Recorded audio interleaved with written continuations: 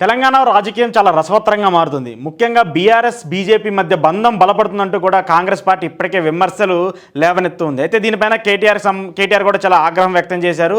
బీఆర్ఎస్ని బీజేపీతో పొత్తులో వెళ్ళే అవకాశమే లేదు, బీఆర్ఎస్ని బీజేపీలో విలీనం చేసే పరిస్థితి ఉండదు, తెలంగాణ కోసం కొట్లాడడం, తెలంగాణ కోసం పోటీ పడడం, తెలంగాణ రాష్ట్రం కోసం కేసీఆర్ పెట్టినటువంటి పార్టీ ఇది. 10 ఏళ్ల పాటు ప్రజలు మాకు అధికారాన్ని ఇచ్చారు, ఆ తర్వాత మీకు ఒక అవకాశం ఇవ్వాలని చెప్పేసి మీకు ఒక అవకాశం ఇచ్చారు, దాన్ని ప్రజల కోసము, ప్రజల అభివృద్ధి కోసము, ప్రజాపాలన కోసం ఉపయోగించారు, కానీ ఇలాంటి వ్యాఖ్యలు చేయొద్దంటూ కూడా కేటీఆర్ రేవంత్ రెడ్డికి గట్టిగానే కౌంటర్ ఇచ్చారు. అయితే నిన్న రేవంత్ రెడ్డి ఒక అడుగు ముందుకు వేశారు. ఒక అడుగు ముందు వేసి బీఆర్ఎస్ పార్టీ పైన అలాగే కేసీఆర్ పైన కొన్ని వివాదాస్పద వ్యాఖ్యలు చేశారు. ఆ వ్యాఖ్యలు ఏంటో కూడా ఒకసారి చెక్ చేద్దాం. బీజేపీలో బీఆర్ఎస్ విలీనం, కేసీఆర్కు గవర్నర్ పదవి, కేటీఆర్కు కేంద్ర మంత్రి పదవి ఇస్తారు. మీడియా చిట్చాట్తో సీఎం రేవంత్ రెడ్డి సంచలన వ్యాఖ్యలు. హరీష్ రావుకి అసెంబ్లీలో ప్రతిపక్ష నాయకుడు అవుతారు. కవితకు బెయిల్, రాజ్యసభ ఎంపీ పదవి. ఎస్సీ వర్గీకరణపై మోదీ సర్కార్ను విధి విధానాలే లేదు, మా కుటుంబ సభ్యులకు ఎక్కడా ఏ పదవి ఇవ్వలేదు, నేను సీఎం అయితే వారు దందాలు చేయొద్దా? రేవంత్ కీలకంగా కామెంట్స్.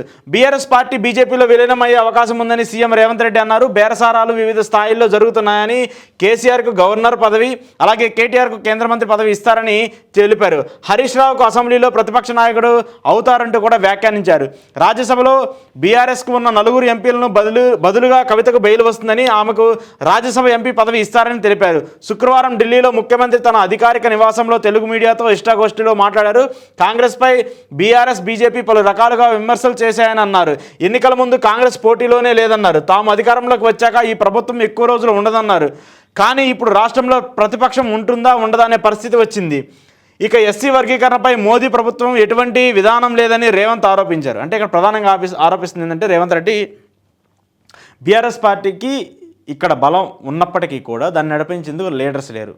బీజేపీ కేంద్రంలో బలంగా ఉంది కాబట్టి, ఇక్కడ కూడా అనుగుణంగా ఎదుగుతూ ఉంది కాబట్టి, బీజేపీ బీఆర్ఎస్ ఇద్దరు కలిస్తే ఇక్కడ ఒక ప్రధాన ప్రతిపక్షంగా అంటే ప్రధాన పార్టీగా ఒక పోటీ ఇచ్చే అవకాశం ఉంటుందని చెప్పేసి బీజేపీ భావిస్తుందని చెప్పేసి రేవంత్ రెడ్డి కామెంట్స్. అంటే కాంగ్రెస్ని దెబ్బ కొట్టాలంటే ఒంటరిగా దెబ్బ కొట్టే ప్రయత్నం ఉండదు కాబట్టి బీజేపీ బీఆర్ఎస్ కలవాలి. అందులో కవితకు సంబంధించి, కవిత ప్రస్తుతం లిక్కర్ కేసులో అరెస్ట్ అయ్యి జైల్లో ఉన్నారు కాబట్టి ఆవిడకి బెయిల్ రావాలంటే బీఆర్ఎస్ని బీజేపీలో విలీనం చేయాలి. దానికి సంబంధించి ఎవరెవరికి ఏ పదవులు ఇస్తారు, దానికి సంబంధించి ఎవరెవరిని ఎలా వాడుకోవాలనే దానిపైన కూడా ఇప్పటికే ఒక క్లారిటీ వచ్చిందని చెప్పేసి చెప్తున్నారు. దానికి సంబంధించి చర్చలు కూడా జరుగుతున్నాయని చెప్పారు.